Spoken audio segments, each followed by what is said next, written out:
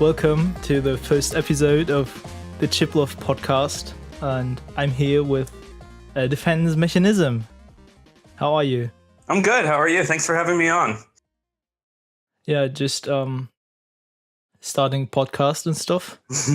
But I'm good, especially because I finally start this thing I had in mind for a couple of weeks already. That's exciting. So can you tell a little bit about yourself? Sure, yeah. My name is Aaron. I guess I should relate this to chiptune a little bit, and maybe I can give my background. I'm a musician. I started learning piano when I was pretty young, but also I was always equally interested in music and computers. So I guess if you think about, even like growing up playing video games, that kind of got ingrained in my head as a child of the, 90s, having like Nintendo, Super Nintendo. Definitely grew up playing Game Boy. And as I got older, I got interested in like MIDI and like Fruity Loops, and just the idea that I could do more than just what I could accomplish on a piano, that I could actually like compose on a computer and have all of these different sounds to choose from, and the ability to create your own sounds out of pretty much anything. And that it kind of opened up all of these possibilities. That was always just really exciting to me. So I guess eventually I heard about this whole thing about making music on a Game Boy. I saw the documentary Reformat the Planet that kind of gives the history of the Blip Fest and introduces like Bit Shifter and Null Sleep and the kind of the New York City scene and like the, kind of early 2000s. And they introduced you to LSDJ in that documentary. And so I kind of got curious about it. But I think at that time, this was about maybe 2008 or 2009, the cartridges weren't really available. And it was kind of just a little bit outside of a real, beginner's ability to kind of pick it up and put it in a real Game Boy, which, really appealed to me. So I kind of started using it in an emulator and filed it away. And then a couple of years ago, I finally got an EMS cartridge just kind of as a gift. And then I started using it, and I really kind of fell in love with it immediately because it was so simple. I mean, there's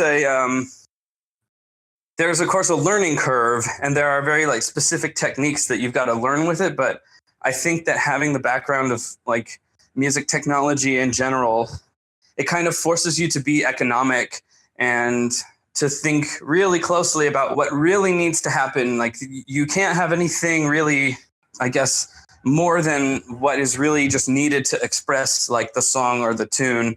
It makes you really think carefully about, okay, well, do I really need an extra sound here? Because I've only got 4 sounds to work with basically at one time. So it was really kind of a reversal, and the kind of simplicity of just being able to have a Game Boy in hand and write a whole song without having to like boot up a computer and bring out a piano keyboard and set up a DAW and load up sounds, all of these things which like on my aging computer take, minutes upon minutes, and it gets you away from the it's like the more time you spend doing that stuff, which is kind of like the left brain technical stuff, then the right brain is kind of, it kind of kills my inspiration a little bit. Or maybe you feel like, oh, if I load up this template, then I'll have inspiration from there. But, maybe you throw down a few notes and you come up with a little beat or something, but it doesn't feel inspiring. And I know something about the Game Boy just being so limited kind of allows you to really get to the essence of what you're doing. And it's also really good for, at least for me, after spending a few months kind of getting familiar with it, with the interface and how to really use it. It became a really quick way to kind of sketch out an idea. Like if I have a melody or something, it can just be 4 bars or 8 bars, but then I can store it. And for when I want to work on something later, I can be like, oh yeah, this little idea that I had, and then kind of develop it from that sketch. But have you, when you started with non-chiptune electronic music, have you ever released some of that stuff you made with FL Studio? I have one song that's on the SoundCloud of Herbster1, or maybe I can send you the link of it later. It's a song called like, it's a song. It's just funny because even before I started getting into chiptune, like the chiptune influence was like in my music a little bit. So there's like this song called Video Games Part 1, which doesn't really mean anything. I just didn't have a title for it, and it kind of it's kind of a weird. I use like renoise, and you can hear like some kind of almost like glitch beat type of stuff. And then there are some kind of, they're not quite pulse leads, but they're kind of chippy leads and using some pulse, VSTs or whatever. And then it kind of goes off the rails a little bit. It kind of actually starts out as like an 8-bit. I wrote it from the idea that like, what if you started from the very beginning of video game music, like something like Space Invaders or like Pong, where it's just like blip, blip, blip, like there's not really music. And then you kind of progress through the evolution of like video game sounds. And then like, of course, modern video game, I mean, it's like basically film music, or it could be literally anything. So that was kind of an interesting, like the start of the idea from the track. And then I had another release that I put out. I was also involved with like improvisational experimental quartet, where there were two of us that had like laptops with, synthesizers or like noise generators, basically. And then we had a vocalist and a bass player and some of that material. It sounds amazing, actually. Some of that material is under Faux Pas Quartet. And so... And maybe you can give me a link later as well. I would love to listen to that. So I put out another album, or it was just a tiny release. It's called like A Sky Falling from Above, also under the name Herbster1, which is also kind of just weird out there, kind of noisy. You can hear some ideas that are kind of, like tending towards structure, but like at the time I wasn't really interested in structure, because when you're doing improv, like we basically kind of abandoned all structure. Like the whole idea was to kind of spontaneously express, whatever you felt like. And it was also for me a great chance to experiment with all kinds of different, whatever new music software I just bought. And I'm like, this synth looks cool. I'm going to buy this one and play with that one this week or whatever. Or this effects plugin looks really great. So that was a lot of fun. So yeah, kind of a wild departure. Yeah, but it makes sense to me that you have such a big background in music even before chiptune, and with yourself nerding and digging software and synths and stuff. Because when I listen to your music, and I worked on a track with you, so I had the feeling that you have a very high music theory skill, as well as you're very like into the technical programming parts of the sound DJ. And you always use like the latest versions, I think. And you dig that software a lot. You even suggest features, and you find bugs and stuff. So you're a hardcore LSDJ user as well. Yeah, thanks. Like I've really painted myself into a corner with that. I think I hope that it doesn't like, I don't want to call like there's such I feel like this is kind of I don't know how to feel about it sometimes, because like I'm really enthusiastic about the latest versions, and I know that other people don't always feel that way. And so like I hope that it's, cool with everybody, that if they have a different version, I would never think that like, oh, well, that's bad or something. Like it's totally fine. I feel like people should use whatever they feel comfortable using to make any kind of music. Like you can make music with pretty much anything. And it's always a thing where, of course, I love to hear something that's like technically incredible, but like even stuff that is simple, like I pretty much find inspiration from everything. And like I'm always telling myself, like, keep it simple. Like, stop making it so complicated. Like just make it simple. Like I should do like a whole album of just like shit posts, only simple, like the simplest thing I could possibly think of, like one note only or something, just to, get away from the whole idea that everything's got to be so complex. Maybe you should connect with Klirre from Berlin, because always when we meet, he tells me he wants to do an album with tracks only containing the note F sharp. Mm-hmm. F sharp is the sound for the best snare sound in Nano Loop, like the software he uses. So like with that one note, you can make like good tracks. Oh, okay. I guess like even with just that note, yeah. That would be fun. That's a good idea. I like that. But I think having very like high technical programming LSDJ is actually like a pretty good thing to have in your chip music, because a lot of people are using LSDJ, and we like only have like a very similar palette of sounds we can create, and if you like expand on that by using weird techniques and effects not many people use, you're putting yourself on another step. LSDJ is like an amazing program because there's so much. It really opens up the ability to do anything on Game Boy in a way that maybe if you were writing a kind of script, like if you've ever heard of MML, it's like a text-based music language, and some people use it in like TQ Jam writes music in MML for the NES and like the expansion chips, and it's amazing stuff. And the MML driver for the Game Boy, I was just looking at this recently, and it's really powerful. But of course, there's a drawback when you're writing in text, which is that you can't hear anything you're doing, until you compile the program and listen back to it. Whereas with LSDJ, you get pretty much immediate feedback. You can listen to what you're doing in real time, and it opens the Game Boy up to use like sampling, which I don't think, it's that's something that the Game Boy wasn't even really meant to do, but people have figured out how to do it on there. So, and I know there's like Deflamask, which is another good option, but I don't remember if Deflamask can do samples or not. I guess maybe I should probably try to give it some credit, because I imagine that it should be possible, but I honestly don't remember. But the amount of control that you have and precision that you have in LSDJ is like,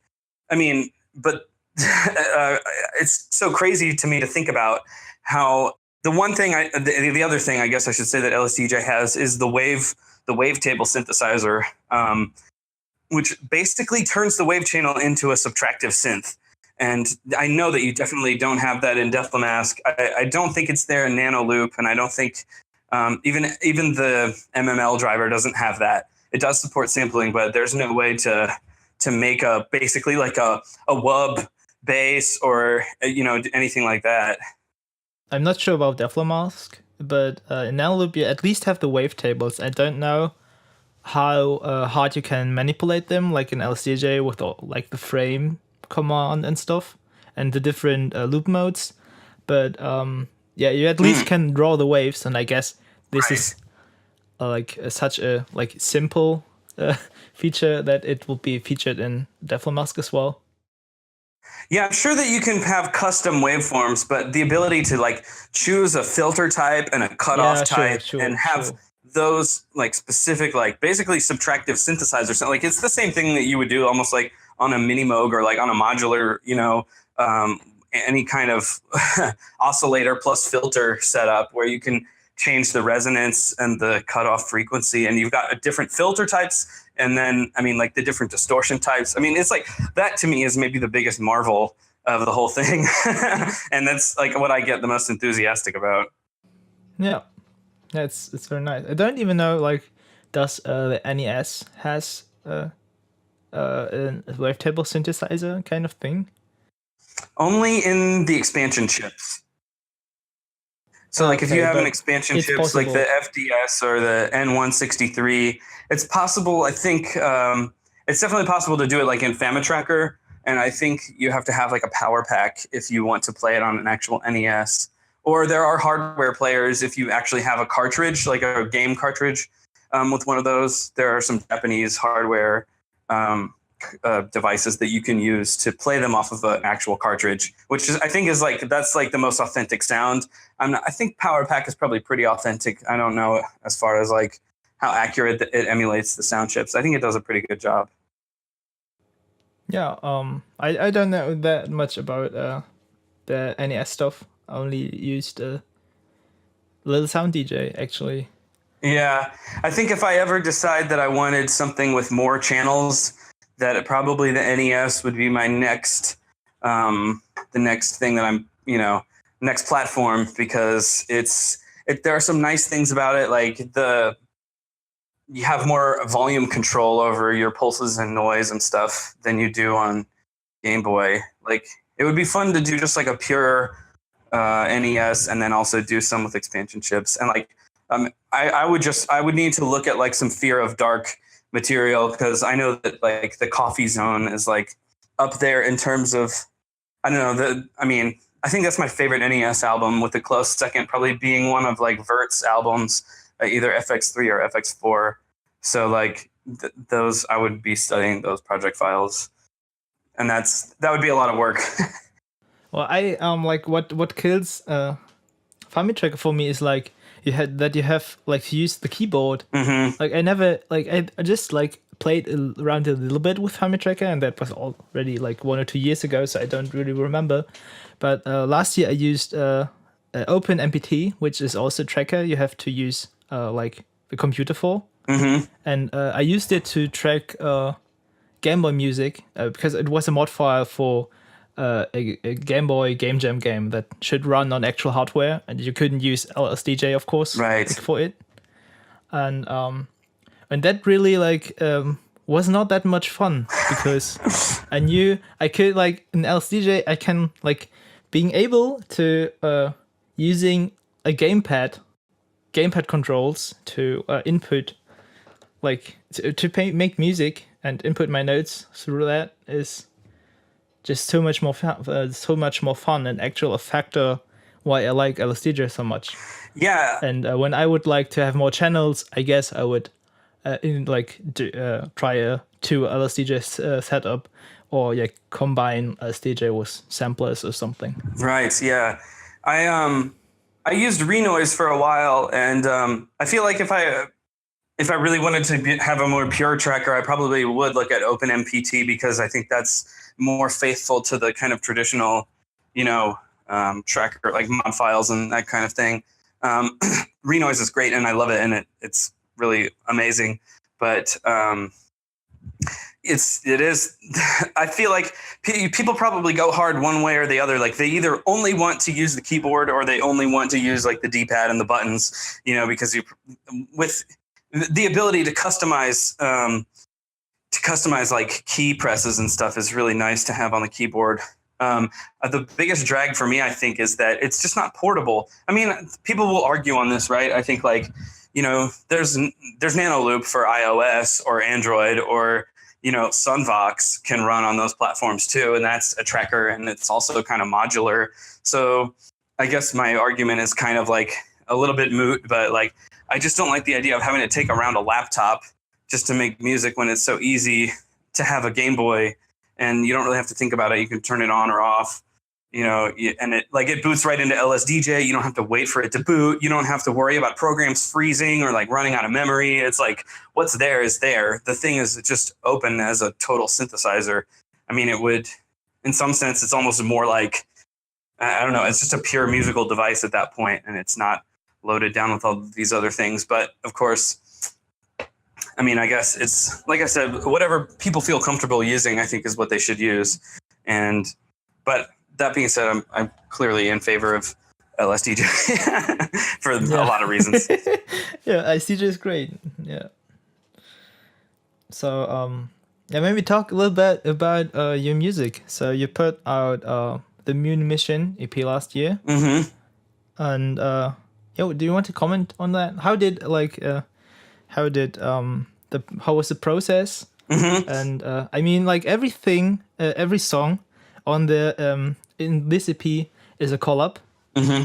And even I think at least your last 6 tracks that were released like with from you or with you were collabs. Like Beat Juice with Antler, Wolf with DJ Pie, Train Jam with me, and all tracks on the Moon Mission EP. Yeah, this is really funny. And you have a thing for that, yeah. Well, so the Moon Mission EP, I'll talk about it. It's that was really a release that was planned based on me like getting to the end of the year and going like, okay, I haven't released any music this year except for I had one track on the Chip Win compilation from last year. and which is great and everything. And like the music that I released before that, I think the first track that I released, Wow, was kind of a similar thing. Like the year before, I was like, okay, I haven't released any songs this year. I should actually just now, I've spent the whole year working on stuff. I should release something. And that one was written really quickly in a blast of inspiration that I got after going to Little Sound Assembly, which was like the first ever live chiptune show. And it was a festival. And I got to see like D-Boyd and Nanode and Infodrive and Hypnogram and Sasquatch and like all these amazing musicians that like really made me see like, okay, this is what chip music is today, and like this is what's happening, and this is like how it affects people, and you know, this is how people make it. And it had a really powerful effect on me. So I kind of wrote that, and it didn't take very long. And then Fruit Punch was one that I had been working on almost since I had started, you know, with LSDJ, and it took months and months of like fine tuning and learning how to make wave kicks that sound good, and like learning how to structure a song, and you know, oh, I heard this person do this, I'm going to do that, and I heard this, oh, this section should do something different here, so I'm going to do that here. And so it tends to me to take a long time because like I'm kind of my standards for my own music are just probably too high. So I can never really be satisfied with hearing my music and thinking that something else should be better about it. And so it takes a really long time. And sometimes... yeah, sure. Carry on. Yeah, so the first track on the Moon Mission EP was a collab with Nintendo, and it started because of a conversation that we were having in the Discord, the PSG Cabal, which is like a bunch of... chip musicians have kind of gathered there, and that's like where we shout out to the PSG Cabal, by the way. Yeah, it's a great server. Yeah, so somebody wanted to do a 1 hour or a 2 hour. I guess it was a 1 hour comp challenge, which is I think something from Battle of the Bits that they do over there. And so it's like you have 1 hour, and then people each have a partner. You work on a track for 1 hour, and then whatever you have at the end of an hour, you pass that on to your partner, and they finish it in an hour. So that's basically what Nintendo and I got paired as partners. And so we made that track in basically 2 hours. I changed some stuff for the release and kind of spruced it up a little bit so that it's not just only 2 hours of work. Like I fine-tuned it a little bit. And then the next track was one... I just reached out to people like, hey, you know, we should collab maybe. It's weird to me because like I like to have a lot of control over my music. So this one with Hypnogram was, I think he sent me a bunch of ideas that he has. Like he generates like a lot of ideas, and he's a really incredible musician. And like, I think I heard the first one that he sent, and I thought like, this is almost done and it's so good, and I have no idea what I could add to it. So I picked like a really simple idea, which was the kind of 5/8 groove that you heard in the beginning of the track. And it was maybe when he sent it to me, maybe like a 16 bar idea. And I kind of was like, oh, and then, okay, so it's 5/8 here, and then it should go into 6/8 here, or 7/8 here, and then it should go into 6/8 here. And like, I had ideas to finish like the entire track, and I ended up like writing the whole thing. And then I sent it back to him thinking like, okay, now here, you know, you take a look at it and see what you think. And then he was like, yeah, I think this is done. So it wasn't really so much of a collab as much as like, you know, he kind of, I mean, I give him credit because he was the one who had the idea and everything, but it wasn't, I don't feel like that was like my most like successful collab. And I feel bad, like, Noah, please, let's do an actual collab where we go back and forth. Cause like now that I'm learning the process of this, I think it could go a lot better. The third track, the one that seems to be the crowd's favorite track, is actually a track of a friend of mine who, he was the one who like introduced me to Fruity Loops. And like, we're old friends, and he was really into like Psytrance and Goa trance, and he wrote a song and never released it, but he has these kind of ideas. I don't even know if he ever finished it really, but I kind of was thinking like, that would be a good one to do on Game Boy because it has that strong lead. So you could really use that lead, like that would reproduce well on a Game Boy. Sometimes I hear songs like a song I want to cover or something because I think like this has a really strong melody, and like given the fact that I think pulse channels are really good for handling like strong melodies, sometimes it's like, oh, if this is simple enough, I think I could probably reproduce it with just 4 channels. So that was the case in this one, and I kind of finished up the arrangement. I kind of made it more suitable for Game Boy, but like I just love the way that it like hits really hard, and it's got that motif in it, and so then it was just a matter of like trying to figure out, okay, I want to release something. I have these 3 songs. They're 3 collabs. The moon thing was kind of like an idea that I'd been just kicking around. I don't know. I just have always been kind of into space and like into the moon and like, so then it was just a matter of trying to come up with a way to, I think that I could make this a theme of like launching to the moon, like, and then you've got 3 tracks, one of which is like a launch, rocket launch, and then another one which is like you're trying to make it from the Earth into the moon's orbit. Like you have to like, it's called paralunar maneuver, because you're trying to like be at the right speed so that you can like catch the gravity of the moon and end up in orbit around the moon, and then from there you like get onto the moon's surface. So I just thought that would be kind of a neat motif, and I wanted to commission somebody to do the art for that, which I love. The artwork is by UI, and I'm like so happy with how it turned out. It's really incredible, like pixel art of like an astronaut on the moon, like looking at the Earth from the moon. So yeah, I was really happy with that. Yeah, I love the cover as well. Thanks. Yeah.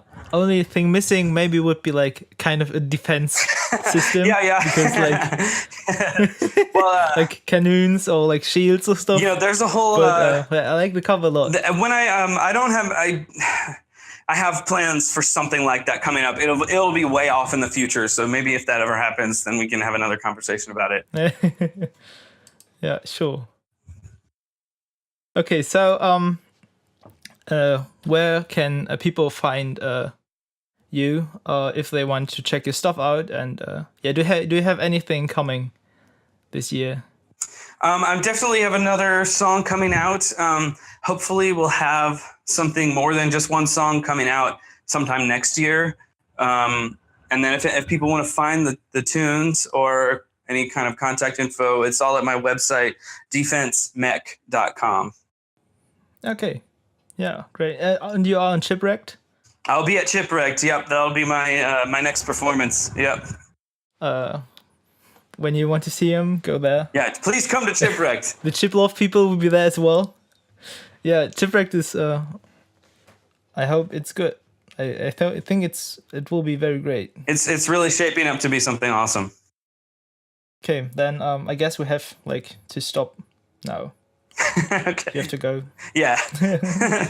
Yeah. Okay. Yeah. Nice. Thank you very much for like giving me the interview. Yeah. Thanks for having me. Hear from you soon. All right. Goodbye. Bye-bye.